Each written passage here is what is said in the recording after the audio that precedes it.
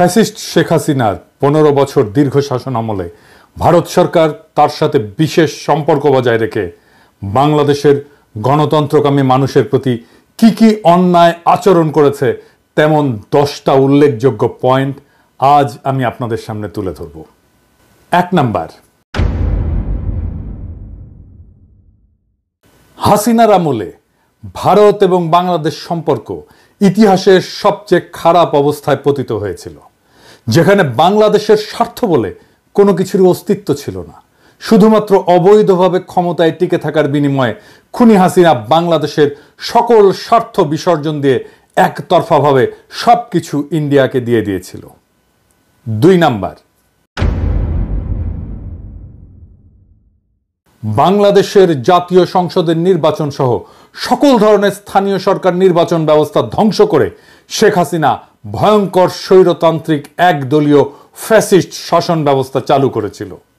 সেই ব্যবস্থাকে ইন্ডিয়া প্রতিবেশী দেশের আভ্যন্তরীণ বিষয় বলে প্রশ্রয় দিয়েছে এবং গণতান্ত্রিক এবং মুক্ত বিশ্বকে এমন অপরাধমূলক আচরণের বিরুদ্ধে কথা বলতে এবং প্রশ্ন তুলতে বাধা দিয়েছে।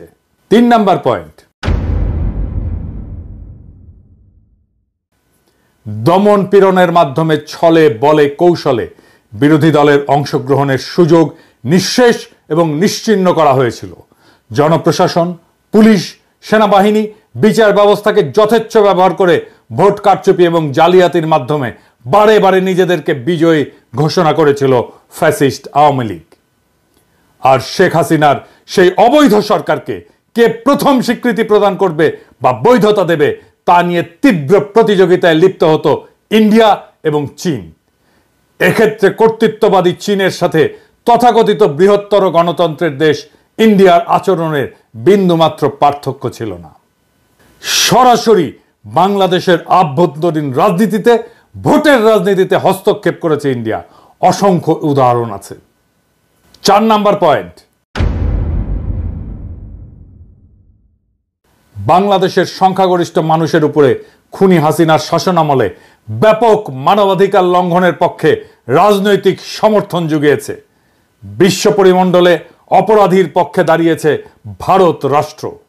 এর বিরুদ্ধে প্রতিবাদ করেছে, বিশ্ববিবেক জাগ্রত করার চেষ্টা করেছে আন্তর্জাতিক মানবাধিকার সংস্থাগুলো, যেমন Asian human rights commission, amnesty international, human rights watch, FIDH আর RFK হিউম্যান রাইটস ফাউন্ডেশন। বিরোধী দলগুলো এবং রাজনৈতিক ভিন্ন মতাবলম্বীদের দমন করতে এমন হাজার হাজার নেতাকর্মীদের বিরুদ্ধে মিথ্যা মামলা মোকদ্দমা দিয়ে তাদেরকে নিষ্ক্রিয় করা হতো। শুধু তাই না, গ্রেপ্তারকৃত বিরোধী নেতাকর্মীরা হেফাজতে নির্যাতনের শিকার হতেন। অনেকে কারাগারে চিকিৎসার অভাবে এবং নির্যাতনে মারা গেছেন। বিরোধী দলীয় সমাবেশ এবং আন্দোলনের উপরে সরকার সমর্থিত বাহিনী নিয়মিতভাবেই সংঘবদ্ধ হামলা করেছে এবং সকল ক্ষেত্রেই এইসব অপরাধীরা বিচার থেকে রেহাই পেয়েছে। আইন শৃঙ্খলা বাহিনী, বিশেষ করে র্যাব এবং পুলিশ অজস্র বিচার বহির্ভূত হত্যাকাণ্ড ঘটিয়েছে। ক্রসফায়ার বা বন্দুকযুদ্ধ নামের ঘটনাগুলোতে বহু বিরোধী দলের নেতা কর্মী প্রাণ হারিয়েছেন।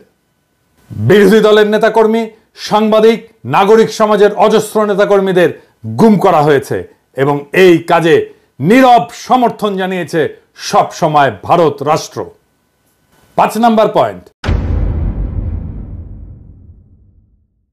সাংবাদিক এবং মানবাধিকার কর্মীদের উপরে ডিজিটাল সিকিউরিটি অ্যাক্ট ব্যবহার করে হয়রানি এবং গ্রেপ্তারের ঘটনা অহরহই ঘটেছে।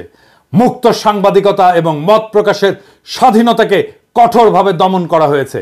সরকারের বিরুদ্ধে সমালোচনা করা ব্যক্তিদেরকে গ্রেপ্তার করা, আটককৃতদের নির্যাতনের শিকার হওয়ার ঘটনা ছিল নিত্য নৈমিত্তিক বিষয় এবং অসংখ্য মানুষকে দেশ ছাড়া করা হয়েছে। মানবাধিকার রক্ষা করতে চাওয়া ব্যক্তি এবং সংস্থাগুলোকে নিয়মিত হুমকি, নজরদারি এবং প্রশাসনিক হয়রানির মুখোমুখি হতে হয়েছে। মানবাধিকার সংস্থা অধিকারকে বন্ধ করে দেওয়া হয়েছে। শুধু রাজনৈতিক সমর্থনই না, খুনি হাসিনা সরকারের এমন সকল ধরনের অপরাধমূলক কর্মকাণ্ডে সার্বিক সহায়তা করে গোয়েন্দা তথ্য জুগিয়ে এবং নির্যাতনের নানান কৌশল শিখিয়ে প্রশিক্ষণ দিয়েছে ভারতীয় কর্তৃপক্ষ। এখনো বাংলাদেশের বাহিনীগুলোর মধ্যে ভারতীয় অফিসারেরা প্রশিক্ষক হিসেবে আছে বলে অসমর্থিত সূত্রে জানা যাচ্ছে। অন্তত 2 জনের পার্টিকুলার আমি পেয়েছি, ভেরিফাই করছি। বাংলাদেশের রাজনৈতিক কর্মী, রাজনৈতিক নেতা, এমনকি বাংলাদেশের আদালতের সাক্ষ্যকে আদালতের সামনে থেকে ছিনতাই করে গুম করে নিয়ে তাদেরকে ভারতে পাচার করা হয়েছে।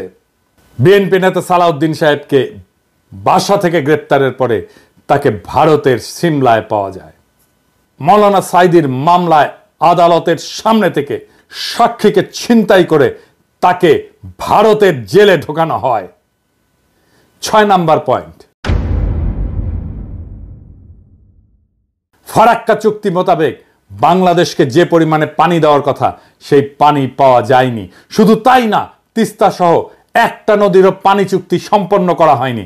ইন্ডিয়া থেকে আসা সব কয়টি অভিন্ন আন্তর্জাতিক নদীতে বাঁধ দিয়ে পানি প্রবাহ আটকে ফেলেছে ভারত।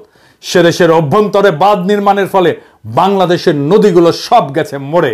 নদী আমাদের প্রাণ, আমাদের প্রধান যোগাযোগের মাধ্যম, জীবিকা আর প্রোটিনের উৎস, সেইটা পুরোপুরি ধ্বংস করে দিয়েছে ভারত, যা বাংলাদেশের জনগণের মধ্যে তীব্র অসন্তোষ তৈরি করেছে।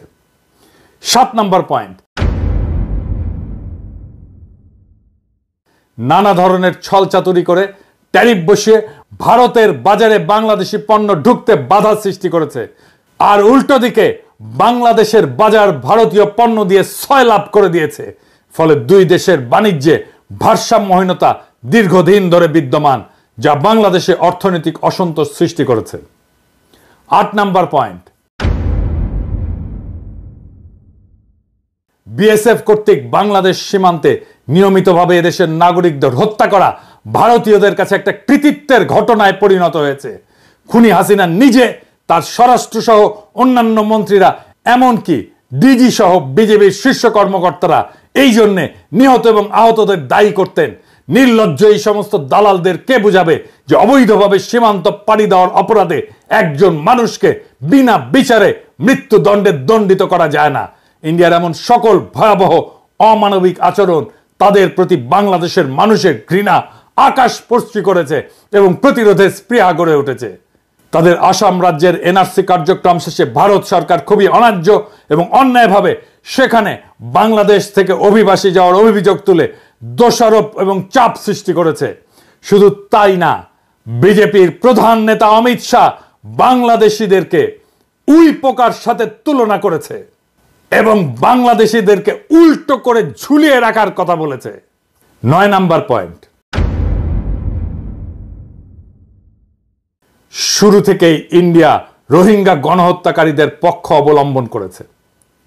একজন রোহিঙ্গা শরণার্থীকে তারা ভারতীয় সীমানায় ঢুকতে বা আশ্রয় নিতে দেয়নি এবং রোহিঙ্গাদের খালি করে দেওয়ার পরে ওই জায়গায় গিয়ে ভারত তার সমস্ত ব্যবসাপাতি নিয়ে বসিয়েছে।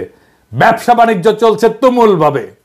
রোহিঙ্গা সমস্যায় ভারত সবসময় মায়ানমারের পক্ষে এবং বাংলাদেশ বিরোধী বৈরী ভূমিকায় অবতীর্ণ হয়েছে। 10 নাম্বার, খুনি হাসিনার অবৈধ সরকারকে ক্ষমতায় বসিয়ে রেখে ইন্ডিয়া তাদের জন্য সুবিধাজনক শর্ত জুড়ে দিয়ে বাংলাদেশের স্বার্থবিরোধী অজস্র চুক্তি স্বাক্ষর করিয়ে রেখেছে। বাংলাদেশের স্বার্থবিরোধী এমন সব চুক্তিতে ভারতের পক্ষে লাভ এবং সুবিধাজনক শর্ত লিপিবদ্ধ করা হয়েছে। ভারতের বাজারে বৈধভাবে বাংলাদেশি কর্মীদের প্রবেশাধিকার নাই বললেই চলে। আর ভারত থেকে লক্ষ লক্ষ পেশাদার বাংলাদেশে এসে চাকরি করে এবং রেমিটেন্স পাঠায় ভারতে। শুধু পানি নির্ভরতাই নয়, বাংলাদেশের খাদ্য, বিদ্যুৎ, জ্বালানি নিরাপত্তা ধ্বংস করে দেওয়া হয়েছে। এর সবকিছুই ইন্ডিয়ার স্বার্থের অধীনে অনুকূলে তাদের পদতলে অর্পণ করেছে ফ্যাসিস্ট শেখ মুজিবের কন্যা খুনি হাসিনা এবং তার দল আওয়ামী লীগ। এই সব কিছু মিলিয়ে ইন্ডিয়ার অন্যায় এবং অন্যায্য আচরণের অজস্র ঘটনা এবং অভিযোগ বিভিন্ন জাতীয় এবং আন্তর্জাতিক সংস্থা এবং বিশেষজ্ঞদের পর্যবেক্ষণে উঠে এসেছে, যে কারণে বাংলাদেশের উন্নয়ন, গণতন্ত্র, মানবাধিকার পরিস্থিতি নিয়ে সর্বমহলে উদ্বেগ সৃষ্টি হয়েছিল। এই পটভূমিতেই সংগঠিত হয় জুলাই বিপ্লব। জুলাই বিপ্লবের লক্ষ্য ছিল হাসিনার উৎখাত শুধু নয়, বাংলাদেশে ভারতীয় আধিপত্যবাদের অবসান এবং রাষ্ট্রকে নতুনভাবে পুনর্গঠন করা। রক্তাক্ত জুলাই গণ অভ্যুত্থানের পর বাংলাদেশের মানুষ শুধু শেখ হাসিনার ফ্যাসিবাদী শাসনের কবল থেকে মুক্তিই পায়নি, একই সঙ্গে স্বাধীনতার স্বাদ গ্রহণ করেছে। তার কারণ জগদ্দল পাথরের মতো চেপে বসা একটা ফ্যাসিবাদী দানবীয় সরকার বাংলাদেশের মানুষের জীবন বিপন্ন করে ক্ষমতা কুক্ষিগত করে টিকে থাকতে পারছিল।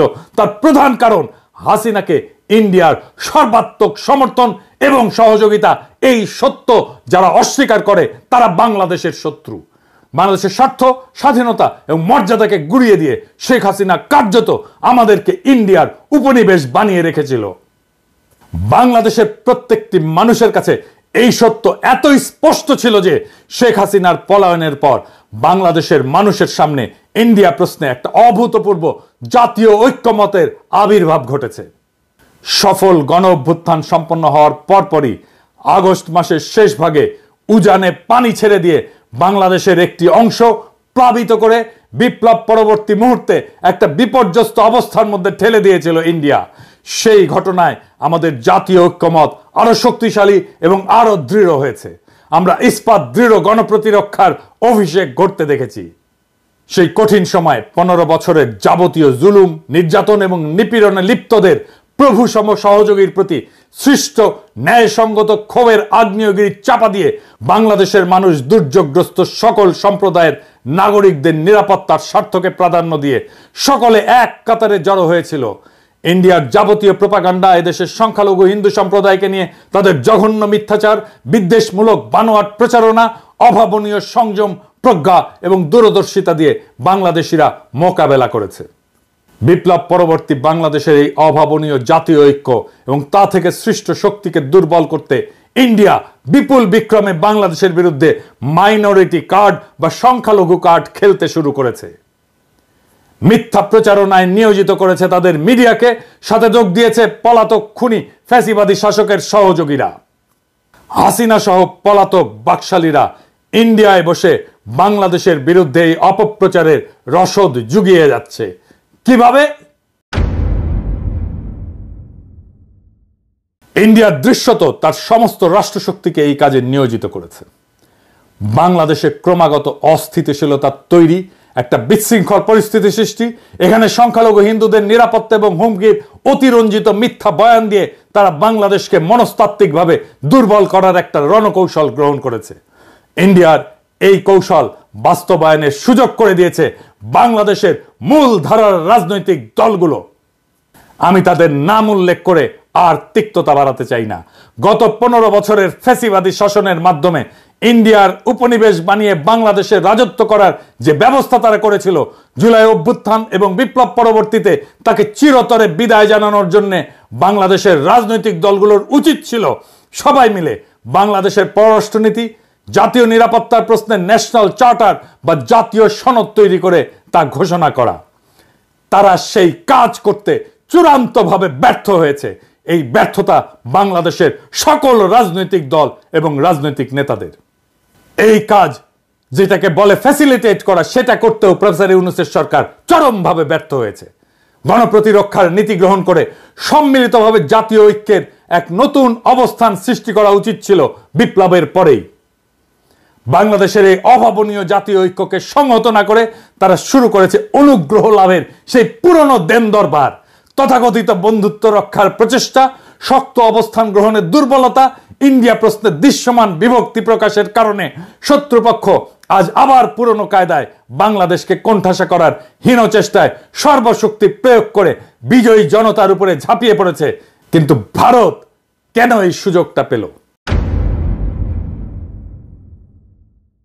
ইন্ডিয়া একটা মিথ্যা প্রচারণার পাশাপাশি যুদ্ধংদেহী মনোভাব প্রদর্শনের জন্য তার সমস্ত রাজনৈতিক দল, কংগ্রেস, তৃণমূল সহ এমনকি তাদের কমিউনিস্ট পার্টিগুলো সহ সকল প্রতিষ্ঠানকে একত্রিত করতে পারলেও বাংলাদেশের সকল ফ্যাসি বিরোধী রাজনৈতিক দল শক্তি একটা জায়গায় পৌঁছাতে পারেনি। এই দুর্বলতাই প্রিয় মাতৃভূমিকে আবার ইন্ডিয়ার মতো হিংস্র নেকড়ের হুমকির মুখে ঠেলে দিয়েছে। এই ব্যর্থতা বাংলাদেশের সকল রাজনৈতিক দলের। আর উল্টো তারাই আমাদেরকে দোষারোপ করে ঐক্য বিনষ্টের। কি তামাশা!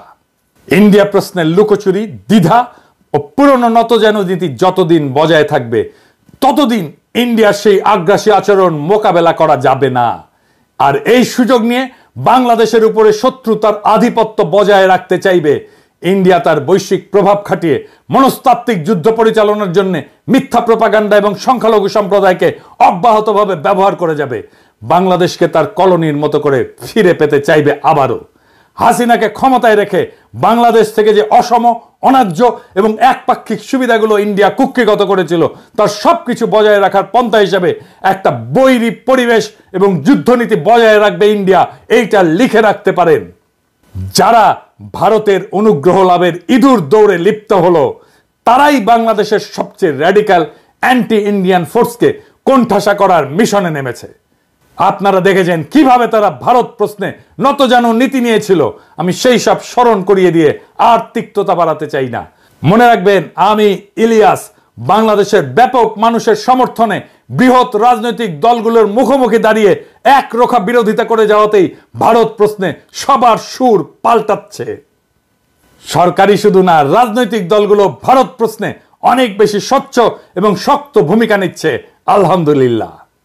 ভারতের এই যুদ্ধের কৌশল এবং অভীষ্ট লক্ষ্য যদি আমরা বুঝতে অক্ষম হই, বাংলাদেশের রাজনৈতিক দলগুলো যদি তাদের ক্ষমতায় আসার অসুস্থ প্রতিযোগিতায় ভারতের আশীর্বাদ পাওয়াকে দেশের স্বার্থ রক্ষার চেয়ে বেশি গুরুত্বপূর্ণ মনে করে, তাহলে হাজার হাজার তরুণের তাজা রক্তের বিনিময়ে অর্জন করা প্রিয় মাতৃভূমির দ্বিতীয় স্বাধীনতা আবারও বিসর্জন দিতে হতে পারে।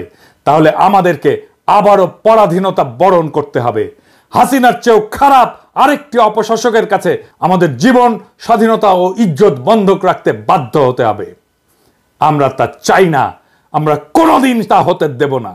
আমরা অবশ্যই তা প্রতিরোধ করব জীবন দিয়ে হলেও। বাংলাদেশ শুধু একটা ভূখণ্ড না, এটি একটি জ্বলন্ত আদর্শ, একটা সংগ্রামের প্রতীক।